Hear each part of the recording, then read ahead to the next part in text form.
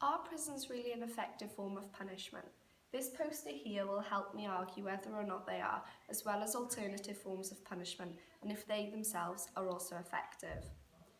The main idea of prison is to punish an individual for committing a crime.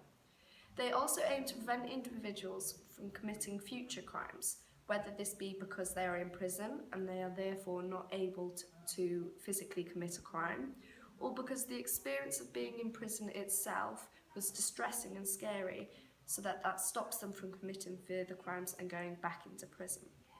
Some ask the question, why do we need to punish people? They must have a valid reason for committing crimes.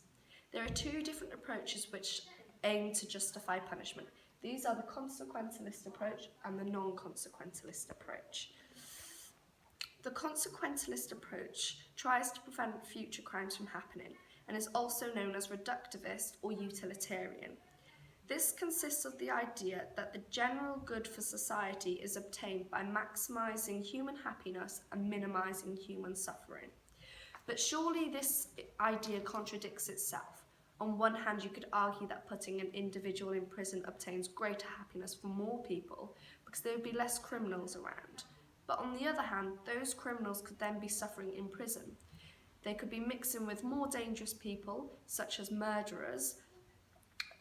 For example, if someone who simply stole something was put into jail with a murderer, they could be corrupted, and when they do eventually get released from prison, they themselves could also commit more serious crimes such as murder. That would then put society in more danger, resulting in less happiness. The non-consequentialist approach believes that the main way to punish an individual would be retribution. This is essentially known as an eye for an eye or a tooth for a tooth. Retribution is known to be at the heart of almost all systems dealing with law and order.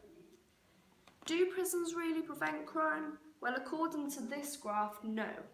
It shows that more than 50% of offenders reoffend within 12 months after leaving prison, and still 18% reoffend after more than 10 years of leaving prison. That is still a very high percentage and suggests that prisons are not an effective form of punishment.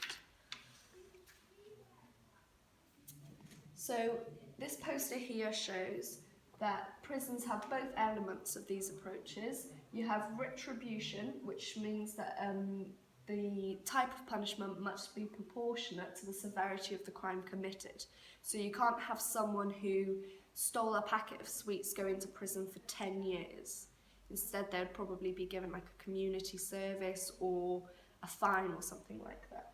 There's deterrence. So this is the aim to try and deter people from committing crimes so they don't end up in prison, because prison is known as not a nice place. Then you have rehabilitation, which are different programs run so that prisoners can be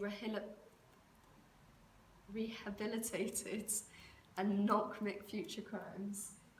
Incapacitation is the aim that takes away physical ability to offend. So by putting a prisoner in jail, they are not able to commit any crimes because they're already in a secure place where no criminal activity occurs. Well, should occur. There are many humanitarian issues with prisons, one major one being overcrowdedness. Between 1972 and 1987, there were 442 unnatural deaths in prison across England and Wales, of which 300 were suicides. This shows that people are more willing to die than serve a prison sentence. This can be especially seen when people have been wrongly convicted, which can lead to miscarriages of justice. Some examples of these miscarriages of justice are the Guildford 4 and the Birmingham 6. This photo here shows the Birmingham 6. They were wrongly convicted and then released from prison many years after.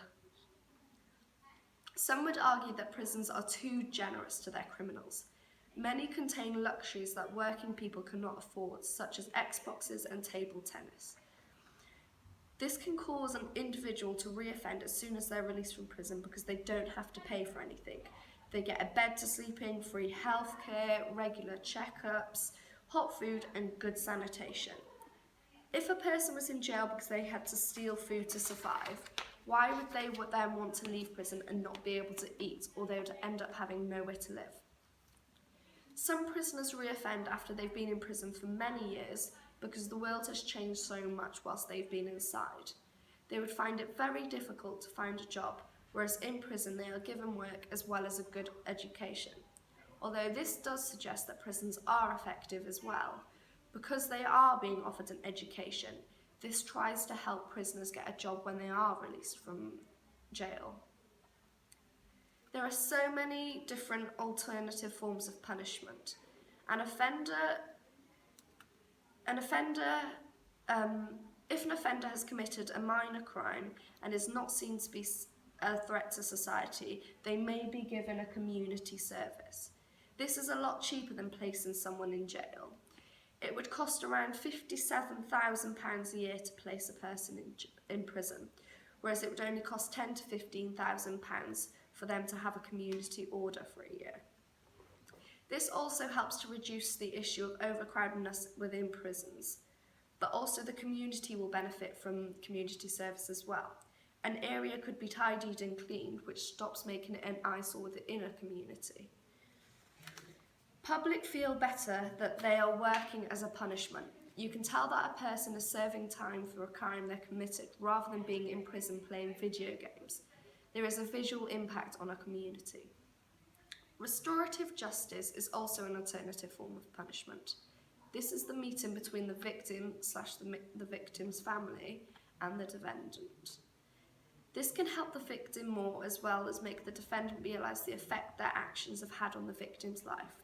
This does not cost a lot at all, and it seems to have benefited both of the parties. Another approach would be the death penalty. This saves money as you're not having to house or feed a prisoner, but it also solves the problem again of overcrowded prisons. However, as previously mentioned, if an individual is wrongly convicted and gets sentenced to death, then an innocent life has been taken. This is a major miscarriage of justice which could cause public uproar. It will not only affect the public as a whole, but also the family of the individual that has been killed. To conclude, prisons are effective to some extent, I think mainly in the short run of things.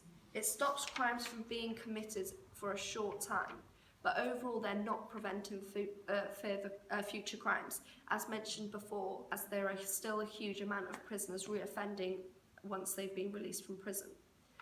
This graph here shows the rate of which prisoners reoffend compared to those serving community service.